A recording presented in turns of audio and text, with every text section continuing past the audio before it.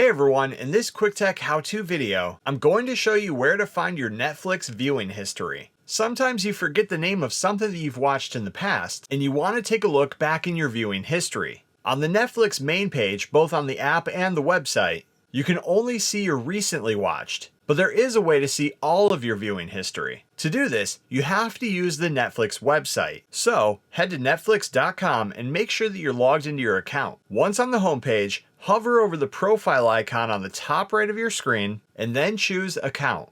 On your account page, under the Profile and Parental Controls section, choose the profile that you want to view. Another drop-down list will appear. Inside of this list, select View to the right of Viewing Activity. Here you will then see all of your Netflix viewing history. You can scroll through, and when you want to load more titles, just hit Show More. And if you want to view the history of other profiles if you have any, just head back to the profile list, choose the profile that you want to see, and then select viewing activity on that account. And that's how you find your Netflix profile viewing history. Thanks for watching. Please like and subscribe and stay tuned for more quick tech how-to videos.